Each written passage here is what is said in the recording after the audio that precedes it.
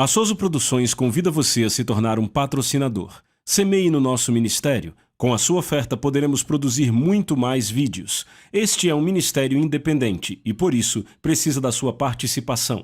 Inscreva-se no canal e compartilhe os vídeos. Seja um multiplicador desta visão.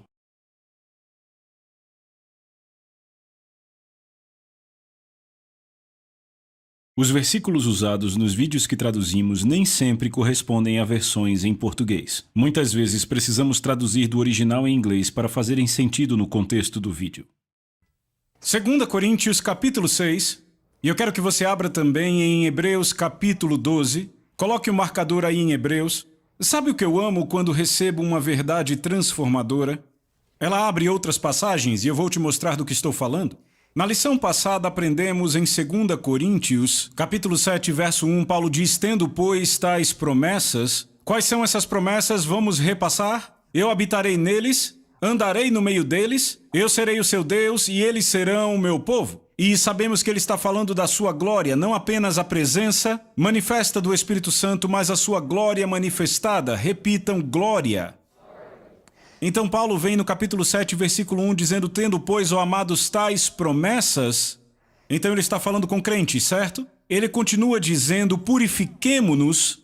Repitam, purifiquemo-nos de toda a impureza, não de alguma impureza, não 99% da impureza, toda a impureza, tanto da carne quanto do espírito, aperfeiçoando a nossa santidade no amor do Senhor. Vamos, já estamos bem avançados aqui. No quê? Entenda, a santidade é aperfeiçoada no temor, não no amor. Por isso a Bíblia diz para desenvolvermos a salvação em temor e tremor. Não diz desenvolva a salvação em bondade e carinho no Novo Testamento. Desenvolver a salvação é o quê? O que Deus fez por dentro é externado, isso é a santificação. Santificação é produzida pelo temor do Senhor. Você pode dizer amém?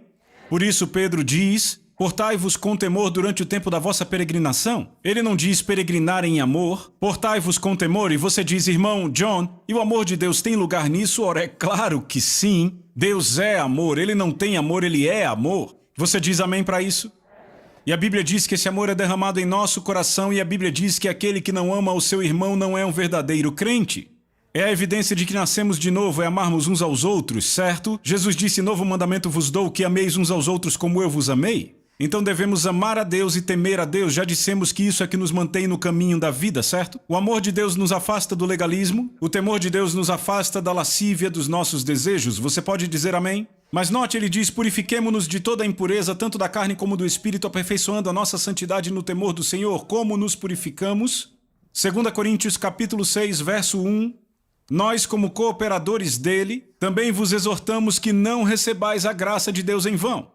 E aprendemos na lição passada que a graça de Deus não é uma grande cobertura. Ela nos capacita a fazermos o que a verdade demanda de nós. Você não ama isso? Oh, eu amo isso. Isso me faz querer gritar. Isso me empodera. Aleluia. Então, se você realmente entende o que é a graça de Deus, entende essa passagem. A maioria das pessoas não entende a passagem porque acha que a graça é uma cobertura e pensam: como é possível receber a graça de Deus em vão? Quando você entende que ela te capacita a fazer o que a verdade pede, você passa a entender que a graça de Deus te dá poder para o quê? Purificar a você mesmo. Amém? Você entende? Eu vou te dar um exemplo. Eu lembro quando eu era um jovem. Antes de ser salvo, eu era um jovem bem profano, bem pecador. E o meu pai me levou para o cinema para ver o filme, e era o relançamento dos 10 Mandamentos com Charlton Heston. E quando eu assisti aquele filme, eu digo a vocês, sabe, eu vi o filme, e quando a terra se abriu e engoliu os 2 caras mandando para o inferno, meu Deus, você nem acredita como eu comecei a me arrepender. Eu saí daquele cinema e minha vida mudou completamente por uma semana. E depois eu voltei para todo o meu pecado. Por quê? Porque eu me arrependi, mas não havia graça. A graça é o que te dá poder para deixar aquilo. Você entende o que eu digo? Não havia graça, logo a minha vida... Eu posso ter me arrependido assistindo a um filme, mas não havia poder para ser mudado. A graça de Deus te dá poder para purificar a si mesmo. Agora, o que eu amo nisso é que toda vez que nós temos um esclarecimento de algo que antes você entendia errado, Então outras passagens se abrem. Você está acompanhando? Vá comigo para Hebreus 12, eu vou te mostrar uma passagem que nunca fez sentido antes. Se você entendia a graça como uma grande cobertura, agora vai fazer sentido. Hebreus capítulo 12, você vai gritar quando vir isso porque vai dizer, agora eu entendo esse versículo. Se você não entendia antes o que era a graça, não entendia esse versículo. Certo? Hebreus capítulo 12. Se você achou, diga amém. Paulo diz no versículo 14, ele diz, persigam a paz com todos, repitam com todos, e a santificação, repitam santificação, sem a qual ninguém verá o Senhor. Ei, olhe para cá. Paulo disse sem santificação ou santidade, que é o mesmo, certo? Certo? Ninguém verá o Senhor. Agora eu quero que notem o que ele não diz. Ele não diz que sem justificação ninguém verá o Senhor. Ele diz sem santidade. Justificação vem da parte de Deus. Não podemos fazer nada exceto receber, entendem? A santificação nós nos purificamos, certo? E Paulo não diz sem justificação ninguém verá o Senhor. Ele diz sem santificação e essa parte é nossa. Agora, olhe para a sua Bíblia aí. Paramos sempre aí, perseguir a paz com todos e a santificação sem a qual ninguém verá o Senhor. Agora eu te digo que essa não é apenas uma afirmação para te chocar. Quantos sabem que Deus não coloca coisas na Bíblia para a gente só, uau! Sem santificação ninguém verá o Senhor. Vamos fazer um quadro bem bonito, vai ficar ótimo. Vou colocar até uma paisagem com um monte. Não. Ele quer dizer o que diz e diz o que quer dizer. Sem santidade ninguém verá o Senhor. Ok? E ele não terminou ainda. Então vamos ler. Persigam a paz com todos e a santificação sem a qual ninguém verá o Senhor, atentando com cuidado para que ninguém se exclua da graça de Deus. Mas espera aí, como é que eu me excluo da graça? Mas quando você entende graça como a presença capacitadora de Deus que te dá a habilidade de se purificar, para você andar em santidade e ver o Senhor, aí você entende como pode se excluir porque a recebeu em vão, como aquele cara que não usou as chaves do carro que deram a ele para fugir daquela montanha. Você está aqui? Você entendeu? Você está vendo? Então ele diz, não recebam a graça de Deus em vão. Agora, eu quero que você vá, por favor, para 2 Timóteo capítulo 3. Meu Deus, isso vai ser muito bom. Eu estou mal me contendo. 2 Timóteo, capítulo 3, verso 1. Saiba disto, que nos últimos dias... Agora vamos parar um pouco aí. Olhe para mim, quantos aqui acreditam que estamos vivendo nos últimos dias? Ok, você tem que ser cego espiritualmente para não ver que estamos nos últimos dias. Jesus disse aos fariseus, vocês conhecem as estações no natural, sabem se vai haver uma tempestade e não conseguem discernir o final dos tempos, certo? Quantos sabem que se você anda com Deus vai discernir a estação? Saberemos a estação da sua vinda? Estamos nos últimos dias, certo? Então repitam isto. Ele está falando de nós. Agora veja o que ele diz. Saiba disto, que nos últimos dias, tempos difíceis virão. Agora olhem para mim. Paulo diz nos últimos dias, tempos difíceis. Eu vou ler na Nova Versão Internacional. Ele diz nos últimos dias, tempos terríveis virão. Repitam, terríveis. Na Nova Tradução Viva, ele diz que tempos muito difíceis virão. Na Amplificada, ele diz tempos difíceis de grande problema e estresse, difíceis de lidar e de suportar. Você está acompanhando? Então, Paulo olha para os nossos dias e diz que os nossos dias serão muito difíceis. Isso chama a minha atenção. Porque quantos sabem que o tempo de Paulo não foi muito fácil? Alô? Porque sabe, eu não quero que você abra, mas em 2 Coríntios 11 ele começa a falar de coisas pelas quais ele passou. Ele diz 5 vezes, eu fui açoitado, e com 39 açoites, em 5 ocasiões diferentes. E você sabe como se açoitava antigamente? Tinha um tronco e basicamente amarravam os braços da pessoa ali, naquele poste, e eles ficavam assim meio de ponta de pés. E então quando o chicote acertava a pele, e entenda, aquele chicote tinha pedaços de metal, pedaços de aço, aquilo quando saía rasgava a pele. Entendem do que eu estou falando? 5 vezes, 39 açoites cada. Você está calculando aí?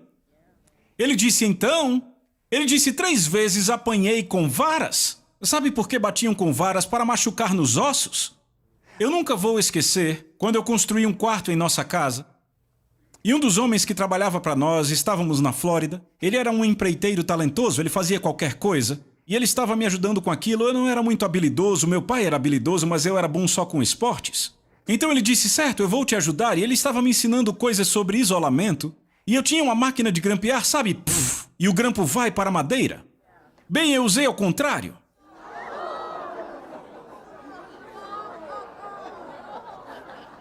E eu fiz... Puf, e aquele grampo acertou bem no osso do meu dedo médio. E eu...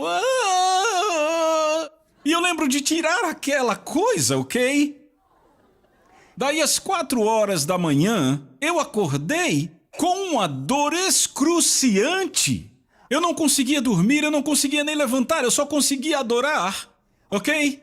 E veja, por 6 semanas, eu não conseguia dobrar o meu dedo sem sentir uma dor insuportável.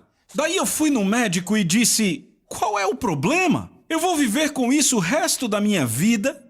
E o médico disse, não, você machucou o seu osso? E quando se machuca um osso, a dor é insuportável, dura alguns meses, mas aí depois acaba passando. Então era isso que se fazia antigamente, batendo com varas. Eles queriam machucar os ossos, imagina viver com aquilo por todo o corpo. Isso foram 3 vezes. Ele disse, eu fui apedrejado em uma ocasião. E aí agora ele olha para minha época e diz que os tempos serão difíceis. Alô? E então eu quis entender isso. O que é que vai tornar os meus tempos tão difíceis? Preste atenção, eu vou ler para você aqui, na amplificada e na nova tradução viva, ouça isto. Mas entenda isto, nos últimos dias, viram tempos difíceis de grande estresse e problema, difíceis de lidar e suportar. Eis o porquê, prontos?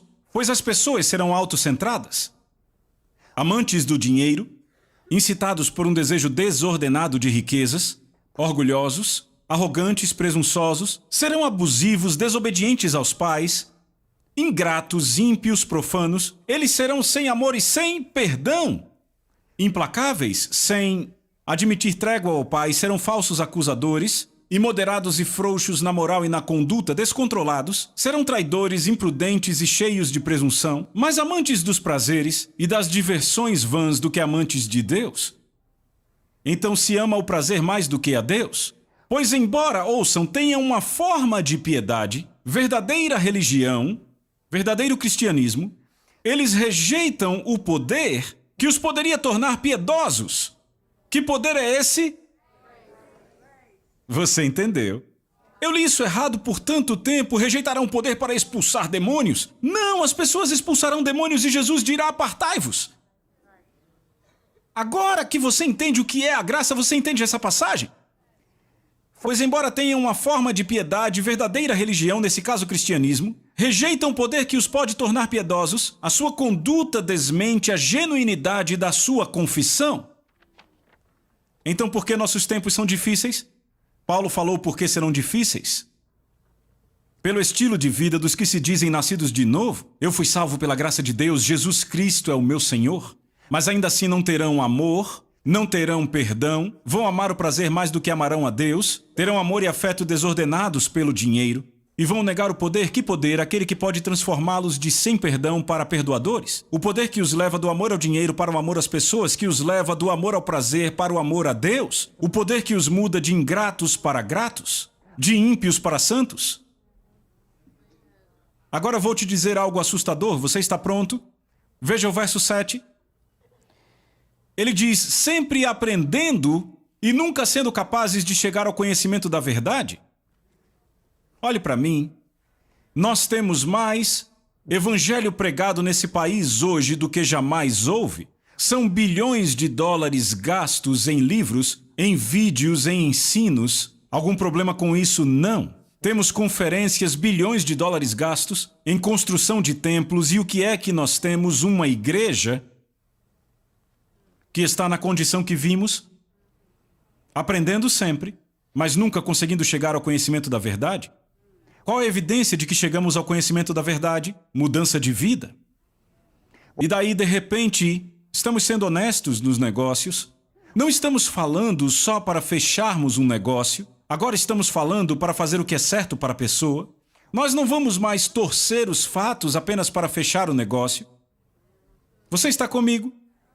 Não vamos mais sentar e dizer, sabe, eu serei fiel a você pelo resto da minha vida e aparece alguém mais bonito, com formas melhores e nós trocamos o que temos por um modelo mais novo. Não vamos mais fazer isso? Alô? Mas hoje a taxa de divórcios entre cristãos é quase igual à do resto do mundo. Temos um problema. Eu disse, temos um problema. Você está comigo, eu não vou nem repassar a lista, é bem evidente. Você está acompanhando? Então Paulo diz que isso é o que torna os tempos de hoje difíceis. Sabe, olhem para mim, pessoal. Ser morno, tirar tudo por menos, um estilo de vida mundano é uma doença muito contagiosa.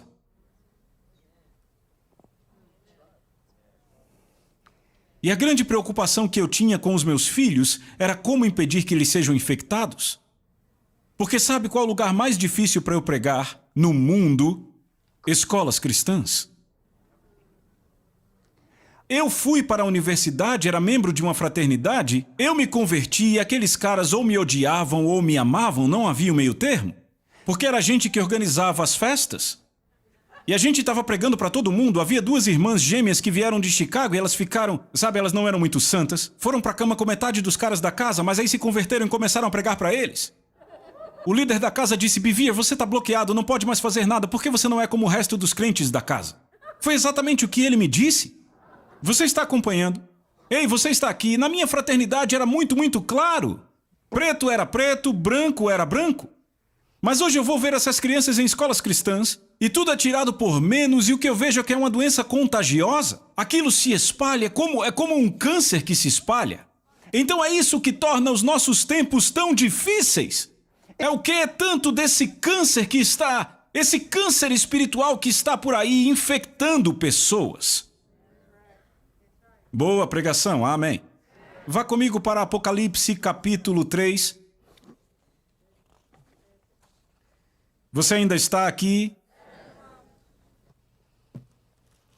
Sabe, eu lembro que um dia eu almocei com um pastor e esse pastor olhou para mim e ele tinha voltado da nação do Sudão. E no Sudão, cerca de 10 anos atrás, havia uma tremenda perseguição contra os cristãos. E eu lembro, estávamos sentados, ele disse, sabe, John, no lugar onde eu preguei, toda vez que eu estava a caminho do auditório onde eu estava pregando, ele disse, eu passava pelas forcas onde enforcavam cristãos. Ele disse, que tal ir para a igreja passando pela forca onde se enforcam cristãos? Ele disse, não só isso, eu conheci um homem que foi crucificado nos tanques. E ele disse, penduraram as mãos daquele homem com arames nos tanques, arrastaram ele alguns dias e depois o soltaram achando que ele estava morto. Mas ele se recuperou e teve as mãos e os pés amputados. E ele disse, eu passei um tempo com esse homem, fiz uma refeição com ele. Eu olhei para ele e perguntei, e o que você vai fazer agora? Ele disse, assim que eu estiver curado, recuperado, eu vou voltar para o sul e vou pregar para aquele povo de novo. Eu olhei para aquele pastor e eu disse, que graça! E ele fez uma declaração, ele disse, sabe, John, havia liberdade espiritual naquele país.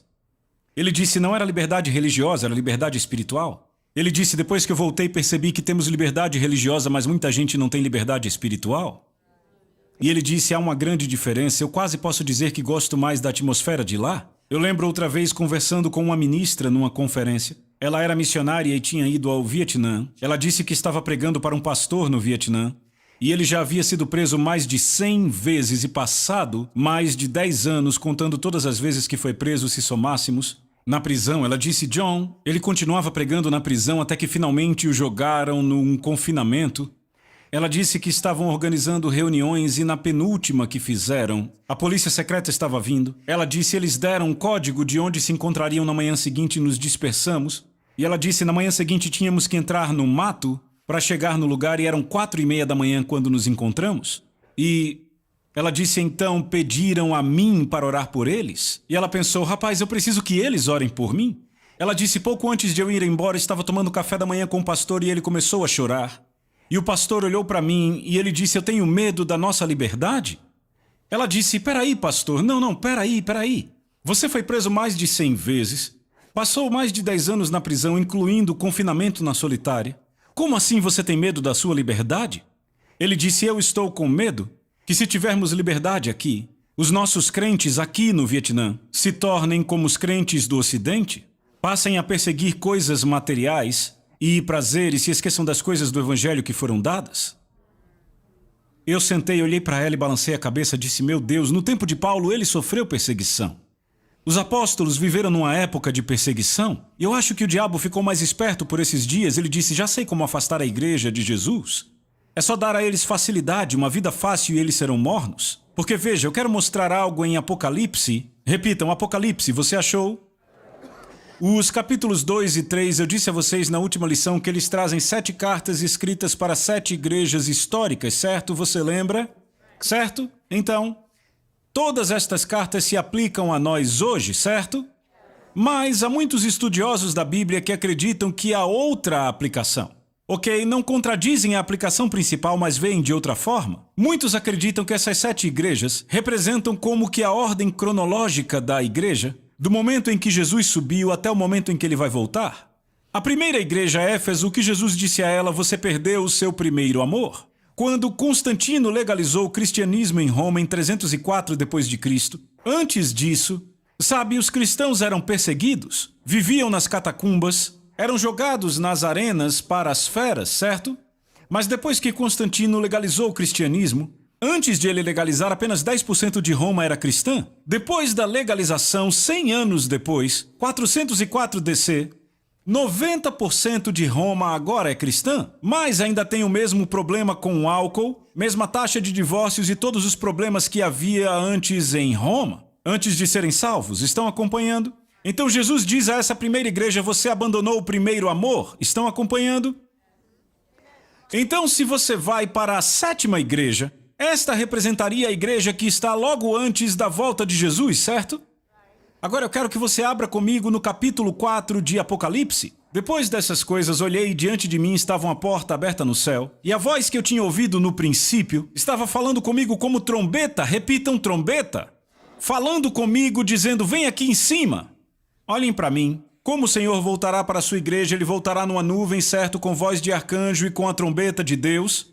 E o que a voz dirá, subam aqui, amados, certo? Falando com a igreja, certo? Estão comigo? Ei, estão aqui? Então eu olho para essa 7ª igreja e eu posso dizer, sabe, talvez haja um pouco mais de aplicação para o nosso tempo. Veja o que ele diz para a 7ª igreja. Aqui, capítulo 3, verso 14, ele diz, e ao anjo, lembrem-se, significa mensageiro, da igreja em Laodiceia escreva. Todos ouçam com atenção, sublinhem a palavra igreja. Sublinhem. Notem que ele não diz a cidade de Laodiceia. Eu posso ouvir seu amém? Ele diz a igreja de Laodiceia. Veja o que ele diz. Estas são as palavras do amém, a testemunha fiel e verdadeira, o soberano da criação de Deus. Repitam, a testemunha fiel e verdadeira. O que significa fiel? Fiel é quem é verdadeiro o tempo todo. E o que é ser verdadeiro? Contar a verdade, quer você goste ou não. Alô? Sabe o que fazemos hoje em dia? Dizemos aos pregadores, nos digam o que queremos ouvir. Quantos sabem que se você for a 90% das lojas de carros usados na América, o que vai acontecer? O cara chega para você e diz, uau, olhe para você. Não olhe para você. Você é a imagem do sonho americano? Você é a espinha dorsal da América? Que terno, que corte de cabelo, que sorriso, mãos de um trabalhador. Você é o cara que mantém esse país rodando. E esse aqui o que pensa? Esse cara é mais legal comigo que a minha esposa. Por quê? Ei, por quê? Sua esposa te ama, esse cara só quer te bajular. Pra quê? Pra deixar você cego e levar o seu dinheiro? Sabe o que Êxodo 23:8 diz? O suborno, e ele fala de perspicácia aqui, cega o discernimento. No momento em que você é bajulado, seu discernimento sai pela janela. Ele está aqui te bajulando para seu discernimento ir embora e ele pegar seu dinheiro. Jesus não é assim, ele não é um bajulador, obrigado, Doug. Não é um pregador bajulador. Eu disse, Jesus não é um pregador bajulador.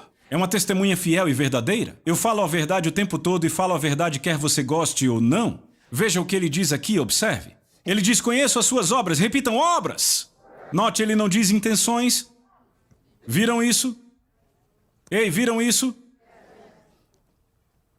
Conheço as suas obras que você não é nem frio, nem quente. Agora olhe para mim. Repitam, frio. Olhe para mim e diga frio. E o que é frio? Frio é a pessoa que vive nos bares, que não quer saber de ir à igreja.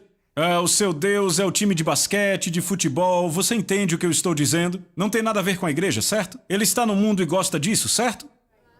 Ele diz, você não é frio nem quente. Quem é o quente? Eu provavelmente estou olhando para os quentes aqui, não? São as pessoas apaixonadas por Deus, sedentas por sua palavra, que fazem a vontade dele, que dizem, Senhor, sou seu servo a qualquer custo, não é? São os quentes, certo?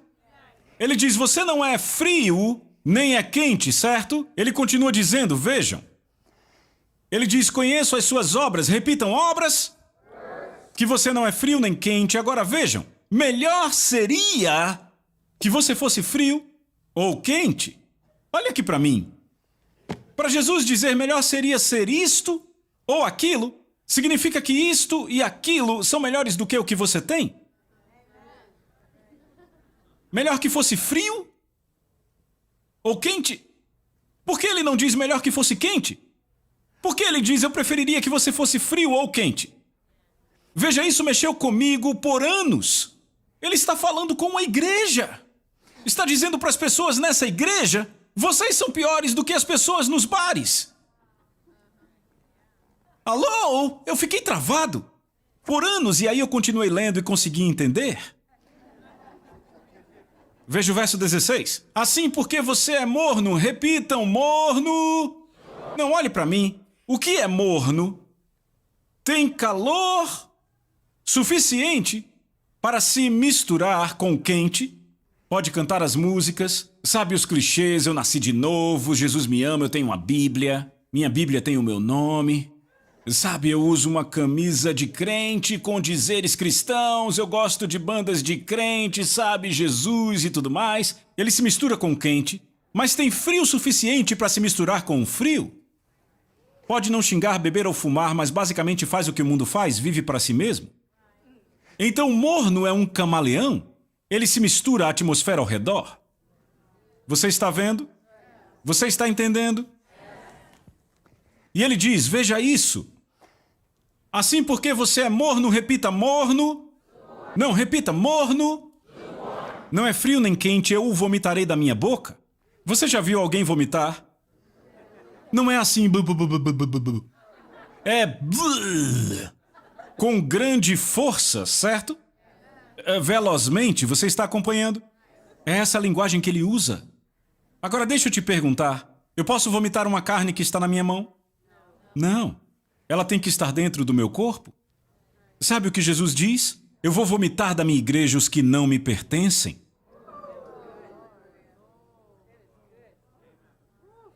Porque o seu corpo vomita o que não pode assimilar. Eu lembro alguns anos atrás, eu levei Austin e Alexander para um clube de campo e eles comeram hambúrgueres. Em 1 hora estavam vomitando.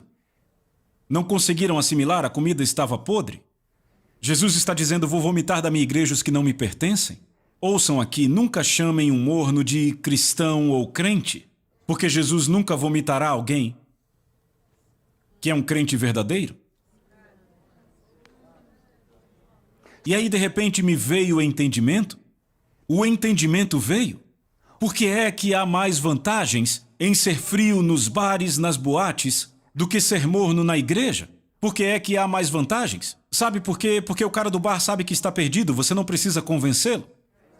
Mas a pessoa morna que está na igreja, eu sou salvo, fiz a oração mágica, eu sou salvo, Jesus é o meu Senhor, cara. Então, se você não acha que precisa ser salvo, não tem razão para ser salvo. É mais difícil de se alcançar? Deus me deu uma visão espiritual no final dos anos 90. Uma visão espiritual é algo que se vê no espírito. Há 4 tipos de visões no Novo Testamento. Visão aberta você vê como numa tela de televisão. Há o transe quando os seus sentidos são suspensos. Você vê algo fora do seu corpo. Temos visões por sonhos e visão espiritual. Você vê no seu espírito. Eu vi um grupo de pessoas tão grande que não dava para ver o final. Era tão grande quando eu olhei. Uma multidão maior do que o Woodstock. Uma multidão tão grande que não dava para ver o final. Atrás de mim os portões do céu. Entre eu e os portões estava Jesus, isso atrás de mim. E em meu espírito eu vi aquelas pessoas. E todos confessavam, Jesus é meu Salvador. E esperavam ele dizer, entrem no meu gozo. Mas ao invés disso vieram palavras por trás da minha cabeça, apartai-vos de mim, não os conheço. E o que eu vi naquelas pessoas foi o choque, o terror absoluto e agonizante. De pessoas que realmente achavam que iam para o céu. Realmente achavam que Jesus era seu Salvador. E Deus pôs uma paixão em mim. Não só pelos perdidos nas ruas, mas muito mais pelos perdidos na igreja. E ele me disse, eu estou te enviando para as ovelhas perdidas da igreja. Mais difíceis de alcançar, porque só podem ser alcançadas se você convencê-las que precisam de um Salvador. Então você tem que mostrar a elas que não estão salvas. É o que Jesus está fazendo com essa igreja, está dizendo, vejam, vocês acham que estão salvos, não estão. É a única forma de ajudá-los. Eu estou ajudando vocês se eu só pregar mensagens boazinhas para vocês, deixar vocês confortáveis com um estilo de vida que no final das contas os fará serem rejeitados. Será que isso é amor mesmo? Estão me acompanhando? Eu já decidi há muito tempo, eu não quero as pessoas gritando comigo, como ministro, no juízo, dizendo, por que você não nos contou? E eu com o sangue deles nas mãos? Ah, não, eu vou dizer a eles. Eu prefiro que eles fiquem com raiva de mim agora, e talvez caiam em si mesmos, para ouvir Jesus dizer, entrem no reino de Deus. Sabe, vamos ser sinceros aqui. Se você quiser me acusar de algo, vamos dizer apenas que eu sou um pouco extremo. Ok? Pelo menos as pessoas vão entrar, aquelas a quem eu prego. Mas vamos apenas dizer que eu esteja certo, e essas mensagens mornas por aí que apenas dizem às pessoas aquilo que elas querem ouvir, que acaricia o ego delas, vamos dizer apenas que você está errado. Ei, pregador, você quer o sangue delas em suas mãos? Não mesmo. Não mesmo. Você pode dizer amém?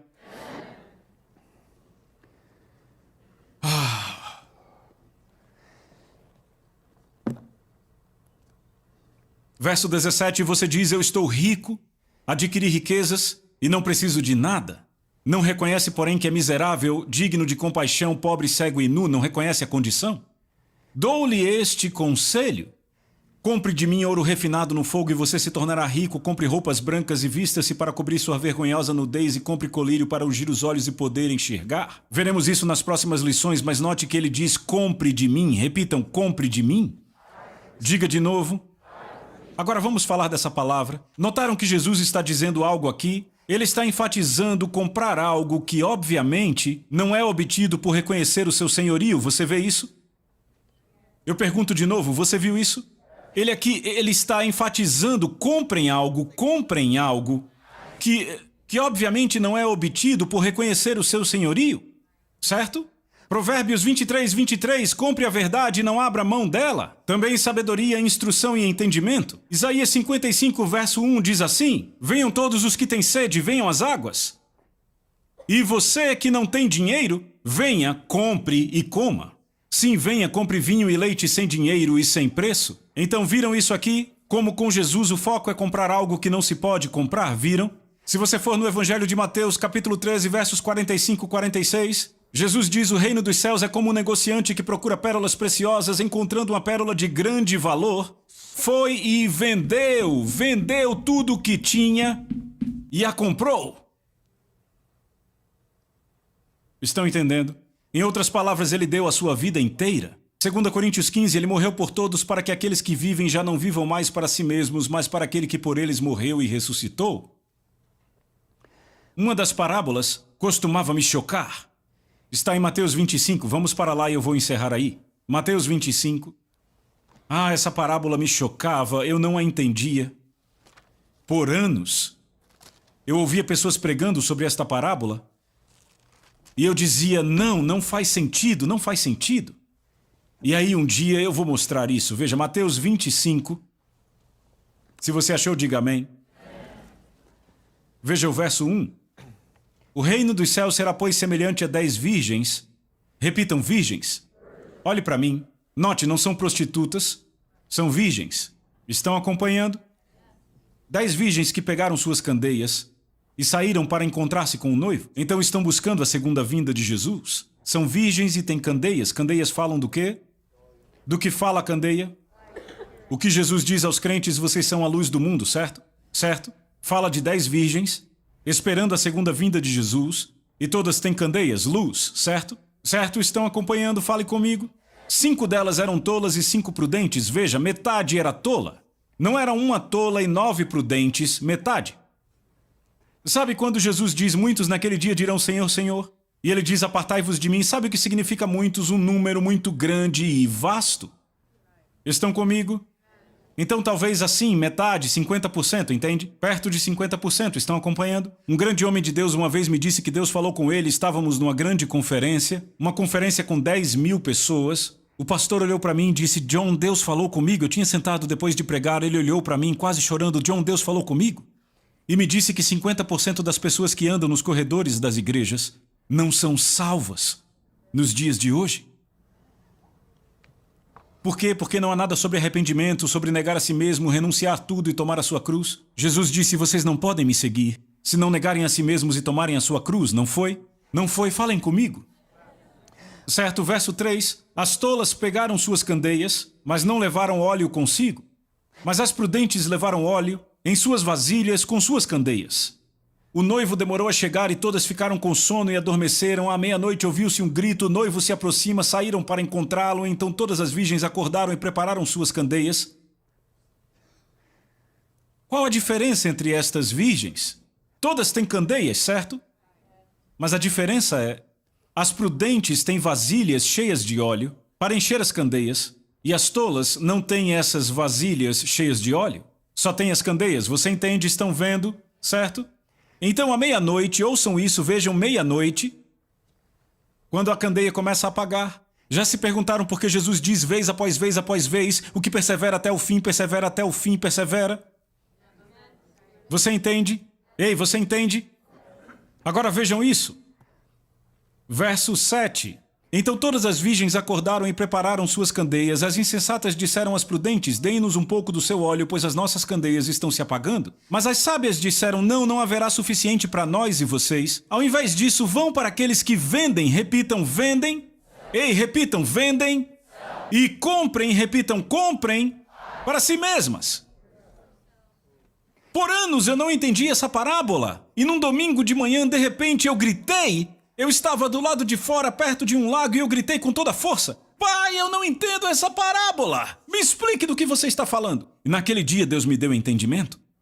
Toda a chave para essa parábola, essa afirmação aí, vão àqueles que vendem e comprem para si mesmas. Vejam o quadro, certo? 10 virgens entrando numa loja para acampamentos. Estão aqui? 5 tolas vão até o balcão. Colocam dinheiro no balcão e dizem, ei, eu preciso daquilo, me dê aquela candeia, eu quero ser salva, não quero ir para o inferno, eu quero a salvação, eu quero as bênçãos de Deus. E aí recebem, oh, estou salva, salva. As 5 sábias vêm ao balcão, puxam a carteira, os talões de cheque, todas as suas economias, tudo ali, um monte de dinheiro ali, e dizem, isso é tudo o que eu tenho. Cada moeda da minha casa, todas as minhas economias, isso é tudo o que eu possuo, aqui está. Eu quero aquela candeia e com todo o dinheiro que sobrar eu quero todo o óleo. Então o que fazem? Elas dão sua vida inteira. Lembrem da parábola? Deram suas vidas inteiras. Certo? As tolas deram apenas o que acharam que era necessário para serem salvas e retiveram parte da sua vida. Vocês estão vendo? Ei, vocês estão vendo? Agora veja o que acontece, veja aí. 10. E saindo elas para comprar o óleo, chegou o noivo. E as que estavam prontas entraram com ele para o casamento e a porta foi fechada. Depois as outras virgens chegaram dizendo, Senhor, Senhor, abra para nós. Mas ele respondeu e disse, certamente eu digo que não as conheço. Portanto, vigiem, porque não sabem o dia nem a hora que virá o Filho do Homem. Deixa eu terminar com isso. Jock, Tina, podem vir aqui em cima. Meus queridos amigos, eu vou deixar bem claro, Tina é apenas um exemplo nisso que eu vou mostrar. Está bem claro isso? Ela é apenas um exemplo. Venham aqui os dois. Tina aqui de frente para o Jock, Jock aqui de frente para Tina. Tina de frente para o Jock, Jock para Tina. Certo, estão namorando. Jock fica apaixonado e diz, Tina, quer casar comigo?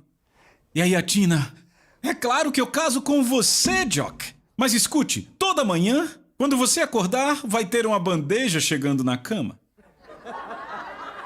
De um lado dessa bandeja, o seu jornal favorito, do outro lado a sua Bíblia e também belos ovos mexidos fresquinhos e uma pequena florzinha que eu vou pegar do meu jardim pessoal toda manhã. E quando você chegar pro almoço, Jock, deixa eu te dizer, vamos almoçar no terraço com verduras que eu colhi na minha horta, tudo isso de frente pro jardim E quando você chegar à noite, Jock, deixa eu te dizer, teremos cozinha internacional toda noite, eu terei tomado banho, eu vou estar de camisola, as crianças já de banho tomado, e teremos cozinha internacional. Você está gostando? Já está pronto, ok? E ela disse, sabe, até mais, você pode passar o dedo em qualquer móvel da casa que não haverá nenhum sinal de pó. Eu vou decorar a nossa casa, ela será linda assim como os nossos jardins e hortas, será maravilhoso. Está gostando aí? E ela diz, Jock, eu faço tudo isso por 364 dias. Mas me dê só um dia no ano para eu sair com outro homem e te trair? O que você acha? Você vai fazer?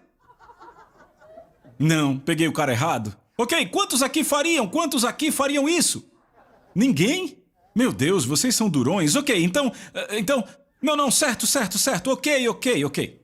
364 dias e 20 horas. Me dá só 4 horas por ano para eu sair com outros homens. Você deixa? Cara errado. Quantos aqui deixam? Ninguém? Vocês entendem que isso é como aqueles artistas famosos que vemos na televisão, que eles têm os seus casos. Isso é bem comum. Todo mundo faz isso, vocês entendem? Ok? Sabe, você vai ter essa garota. Entenda, não vai ter nenhuma sujeira nas paredes, nenhuma poeira nas cortinas, nenhuma roupa para lavar. Imagine, você não vai passar, não precisará daqueles sutiãs que abrem para amamentar. Entenda isso. Você só precisa abrir uma concessãozinha e... Você entende?